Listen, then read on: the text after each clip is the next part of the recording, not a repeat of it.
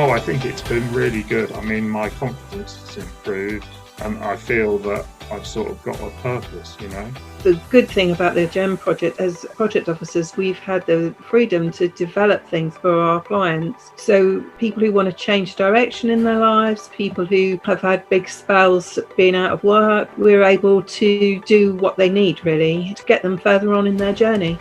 I was facing a lot of pressure and stress from not knowing how I was going to achieve what I wanted to achieve. I was lost, and so I didn't really believe that there was real help out there anymore until I came across the GEM project. A few years ago, my personal life was in a really bad place, and even though it's nothing to do with the GEM journey, she was there to listen. So if you've had a bad experience and you've got a vision of what you want to do, pick up that phone. To find out more, visit www.glossgem.org or call 01452 699 741.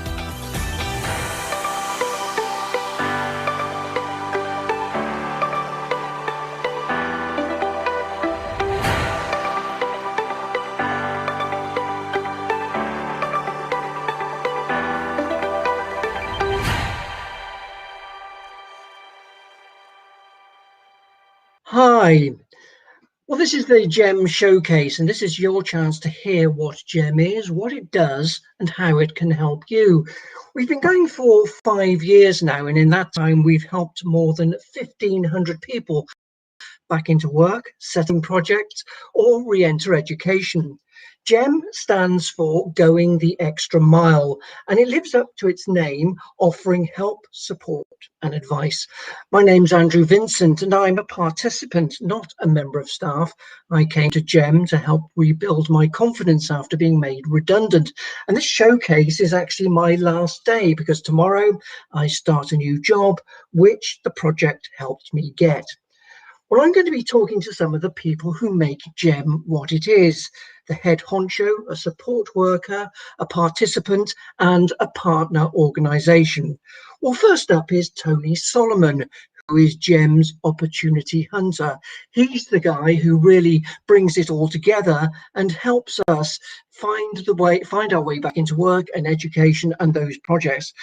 Good afternoon, Tony. First of all, what is GEM? Well, good afternoon, Andrew. And GEM is an employability project. We're there to support people in Gloucestershire who are facing challenges to getting into or back into work. It's an unprecedented partnership of over 40 organisations in the community sector that come together to provide this support. We're funded by the National Lottery Community Fund and also the European Social Fund. You mentioned some of those partner organisations. That sounds like a massive coalition. What sort of organisations are helping you out? Very, very widespread. Some you will have heard of, like the Nelson Trust, Young Gloucestershire, Inclusion, Brandon Trust, CCP, which stands for Caring for Communities and People, the Gloucestershire Deaf Association, Prospect Training, Cheltenham Trust. I could go on, but that gives you a flavour of the breadth of support we've got. There could be a whole range of reasons why people aren't getting back into work or education or whatever. What sort of challenges are keeping people out of work and education?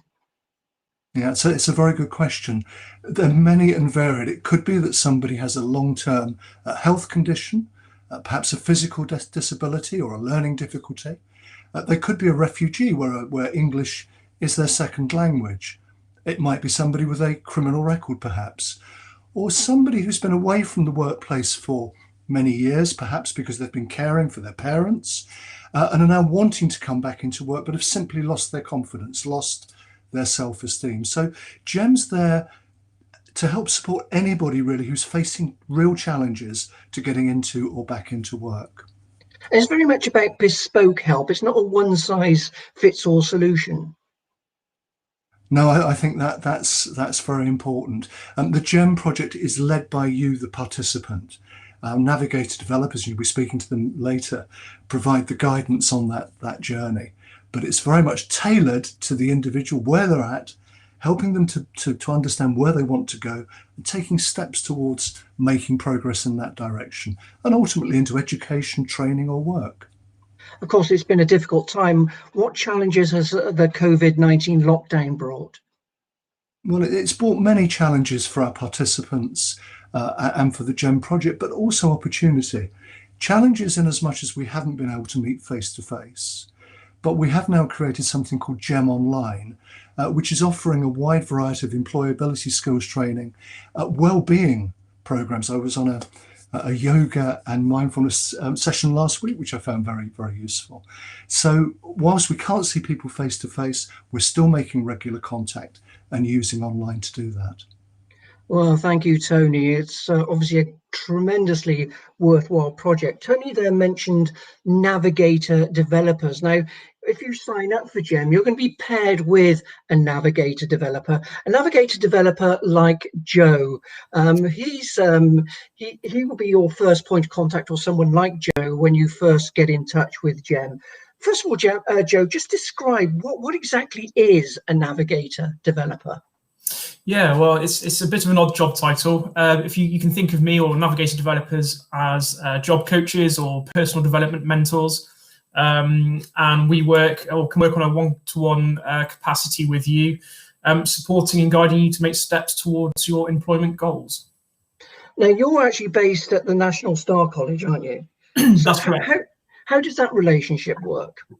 Well, as Tony said earlier, there's around 40 partnership organisations with GEM, and one of them being National Star College, who I work for.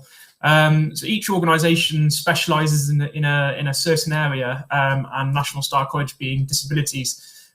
So I tend to work with participants who have disabilities. Not to say that that's always the different types of barriers that my participants have. But that's the capacity that we specialise in that area for GEM.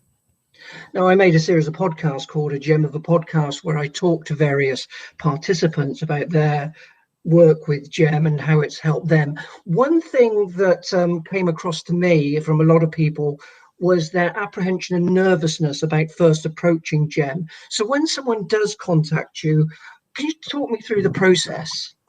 Yeah, sure. So tends to be that we'll talk about their personal circumstances at that time, what they've done historically, where they want to go, and why they're in the current situation they're in, and what their motivations are.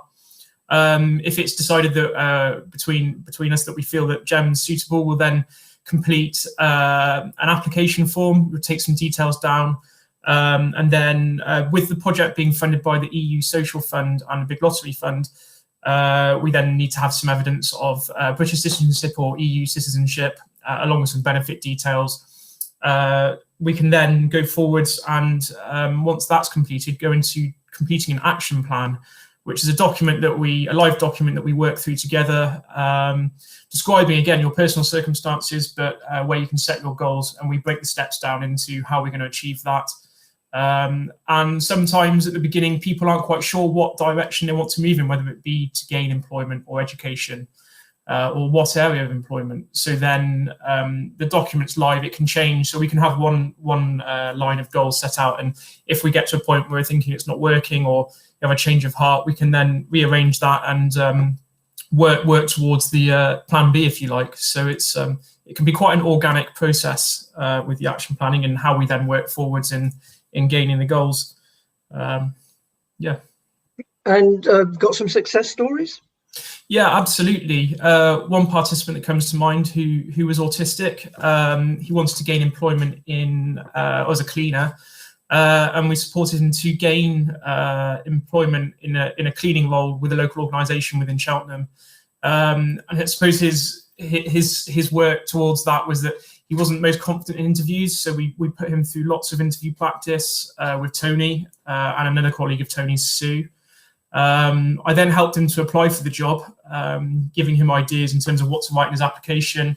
And then when he was lucky enough to then actually be offered an interview, we negotiated a different type of interview for him where he had my support to come along. I didn't necessarily speak for him, but was in the room to help him feel more confident and calm about what was happening. He was really fortunate to be offered work, and we agreed that we would support him to access an organisation called Access to Work, who provide funding for people with disabilities that want to get into work. So in this particular circumstance, we got funding for job coaching. So he was job coached through his probation period to ensure that he had the right tools to make sure he passes, which was a successful process for him. And the lockdown and not being able to meet people face to face, you've been able to work around that. Yeah, sure. So usually outside of the current climate with COVID, we would usually meet one-to-one, whether it be in the community or up at the Star College. But obviously, COVID has put a stop to that. So we've been meeting online, having a lot of one-to-one Zoom sessions or catching up on Teams, and telephone conversations. It's been a more distant way of working, but we've still been able to provide the support that's necessary. Well, thanks a lot, Joe. Now, I said at the beginning that I myself am a participant with GEM, and I contacted the project after being made redundant. I actually found that I lost my confidence during my job search. Well, tomorrow I start work as the head of communications and marketing with GL Communities, the Gloucestershire charity which helps people living in social housing, and GEM helped me get the job. So it really can offer practical support. Now, Nabila is another participant like me. She found herself out of work and needed to sort of, if you like, get her confidence back. First of all, Nabila, what was your job before you came to GEM? First, can I just say congratulations on the new role. Thank you. We'll be lucky to have you. Thank you. My previous role was as a psychological therapist, and before that I worked in research and also in the social care sector. So what problems did you face when you had to give up work? I had to give up because of a health situation after an accident, and that's going to be a lifelong situation for me. And I really did get sapped of confidence and just became quite isolated, and there were so many challenges all the time, and I also knew I couldn't do my other role anymore for a number of reasons, so I needed help. Yeah, I remember talking to you for the podcast. The phrase that stuck in my mind, you said you felt you'd been sucker punched by life. I did. I really did.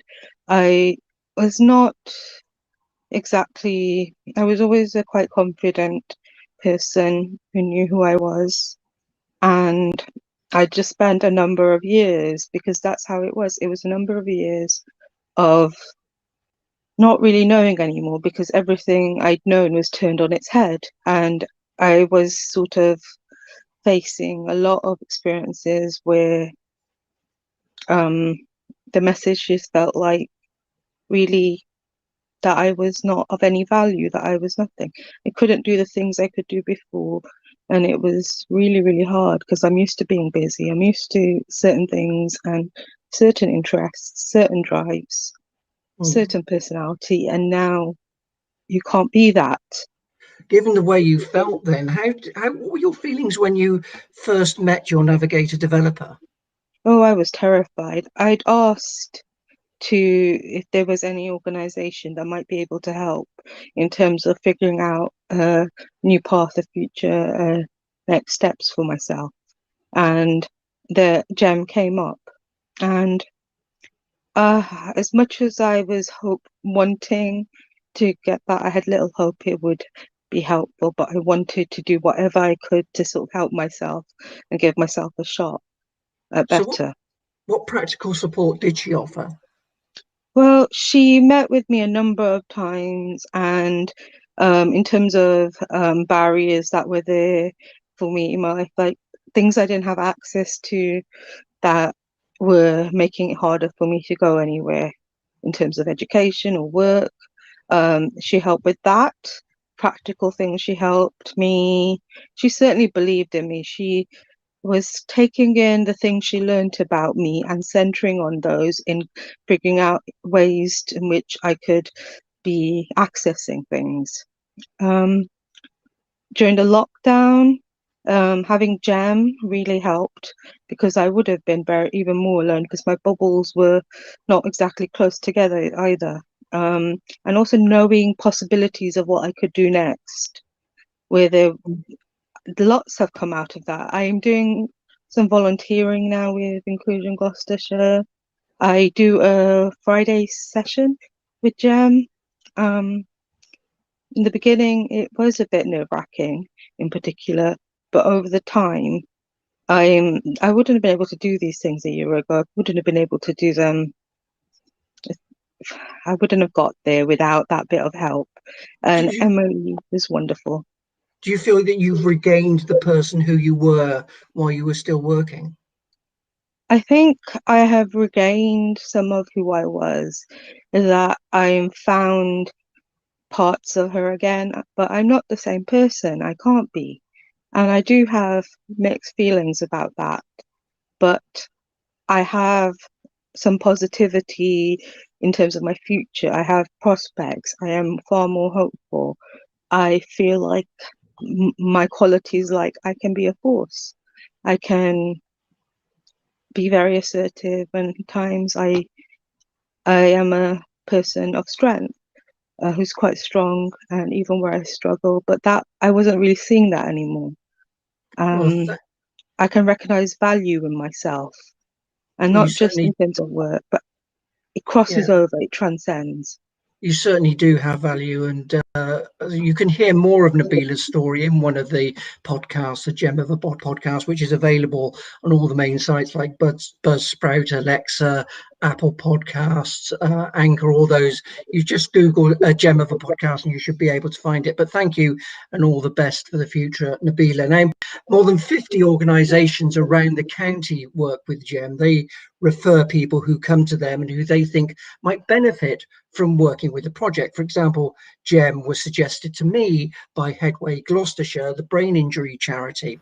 Now, Rachel Banfield is a social prescriber with the North and South Gloucestershire Primary Care Network, and she's based at the Alney practice on the outskirts of Gloucester. Well, Rachel, first of all, how does the relationship work between your network and the practice and Gem? Well, there's good afternoon and congratulations on your job. Thank you. So the PCN is made up of 5 different surgeries: Brockworth, Hookercote, the Olney practice, Long Levens and Churchdown. We've all got a document that is forever changing with places that we can signpost patients who are referred to us on, and Gem is on that document. So how do you decide actually if someone is going to benefit? Because we've heard the stories from other people, and people are coming to Gem with a whole range of issues. How do you decide how they might benefit? As a social prescriber, we try and put the onus on the patient to decide what's right for them.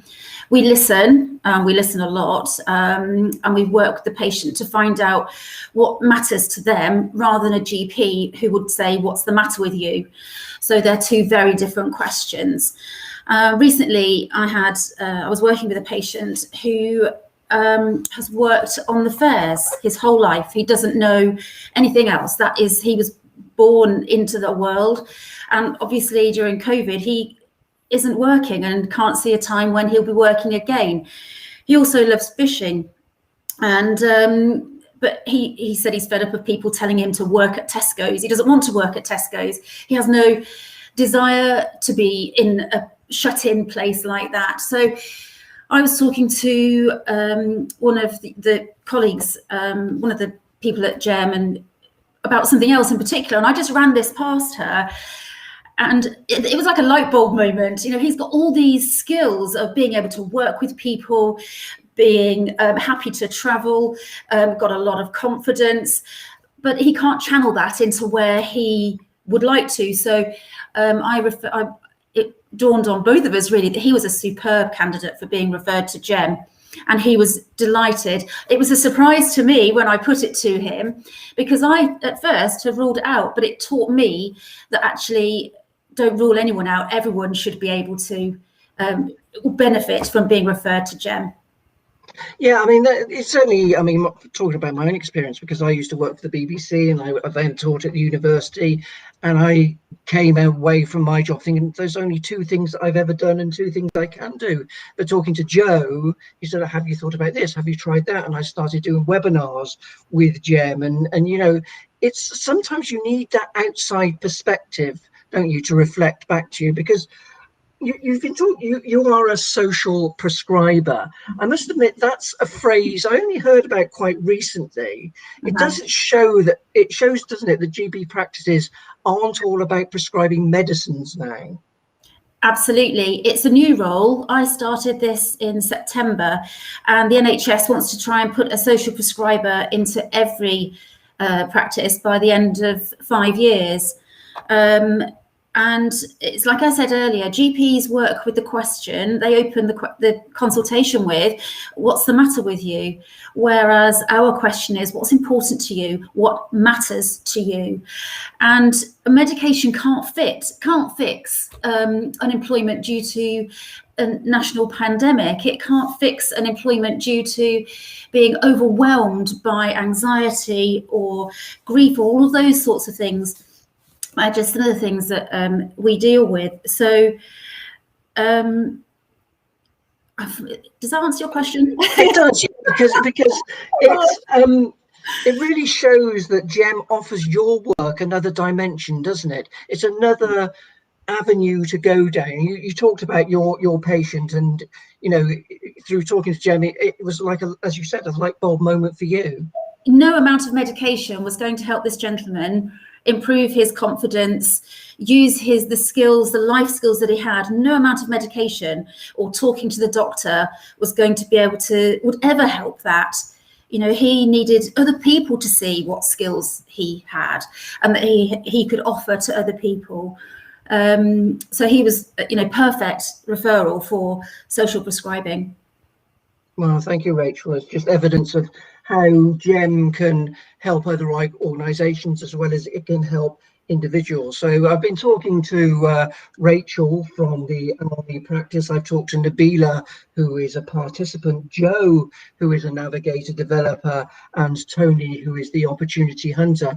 Whilst we've been talking, we've just had a few messages. Emily has messaged great news to me and great news for Nabila as well, for getting her job. As just a reminder that you can hear more of Nabila's story and more of other participants' stories on a Gem of a podcast, where you can go to www.buzzsprout.com / I'll repeat this at the end, 150959, or simply a Gem of a podcast. Also, Sajida, Nabila, you are a true inspiration to all, great work, and a message from Paul to Nabila, who's simply given the heart emoji. So thank you to all my guests, Tony, Joe, Nabila and Rachel. Now, Gem can help you find your way back into work, education, or just simply start your own enterprise. For example, I was talking to a lady who's been a participant with Gem, who was a civil engineer and is now starting her own sewing business thanks to her work with Gem. Just typical of, you know, you can find resources perhaps you didn't know you had. You can find out more by visiting www.glossgem.org. You can email us at gem@ggtrust.org, or you can call us on 01452 699 741. That's 01452 699 741. So I hope that's been really helpful for everyone. Like me, you might be a bit apprehensive about approaching Gem, but I can tell you that Gem is here to help you. It's helped me, it's helped Nabila, it's helped more 1,500 people over the past 5 years or so find their way back into work or education. So I hope this little showcase has been an inspiration to you all, and that you will get in touch and find ways that you can really move forward as a result. Well, anyway, thank you all for watching, and we look forward to hearing from you all.